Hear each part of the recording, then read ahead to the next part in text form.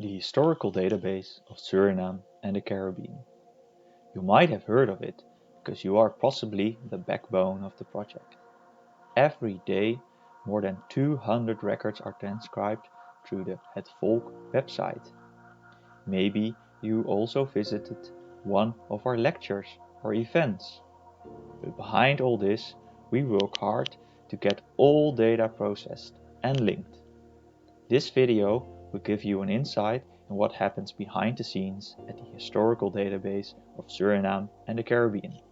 We will illustrate our activities based on the life course of Heijna. From the slave registers of Curaçao, we know that Heijna was born in 1789 to her mother Maria Gracia, as is seen on this AI impression.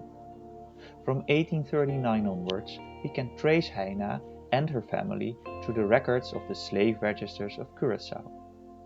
When she is sold, Heijna is crossed out with one owner and appears on the folio of the next. Like Heijna, there are thousands of life courses within our data. The challenge in finding all her records is that one owner enlists her as Heijna and a second owner register her as Heijna, whereas we also have the name Heijna.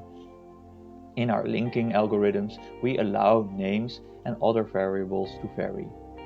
Based on the combination of name, birth year, name of the mother, and name of the owner, we are able to automatically link all entities to the same person. This way, we are able to reconstruct thousands of life courses within the enormous amount of records. Next to the linking within the slave registers, we also link life courses across sources using the same algorithms. For Curaçao, a register of escape attempts of enslaved persons was kept. On the 2nd December 1844, Heijna disappeared from the plantation Blij en Rust. The records make no mention of her return, but because we linked her to a second escape in 1847, we could add the outcome of the first attempt to the data. Her owner suspected that Heijna was visiting family, as we find on the scan that he added that her sister Cecilia lives on plantation Pannenkoek, her brother Guillermo on Scherpenheuvel, her brother Lodewijk on Groteberg, and her brother Jacobus on plantation Raphael. To add an extra layer to the life course of Heijna, we started to digitize old maps. For example, we digitized the map made by Verbata in 1909. We can add these historical maps to modern maps and compare them.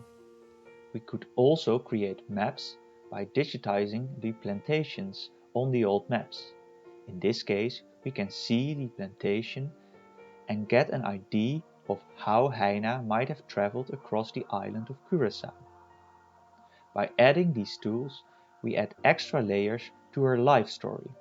We hope to publish the spatial material for both Curaçao and Suriname in the near future. Finally, in 1863, Heijna is emancipated at the age of 74. As we are able to link her to the emancipation records, we know that she got the last name Rurk. Our final step is to find her death certificate as a free person. Currently, we are digitizing part of the death certificates of Curaçao using handwritten text recognition. In other words, the computer helps us to transcribe the records. After we overcame the startup problems, we now integrate the computer output in the Het Volk website. In doing so, we hope to speed up the process of the Historical Database of Suriname and the Caribbean, reconstructing all Caribbean lives to the best of our abilities.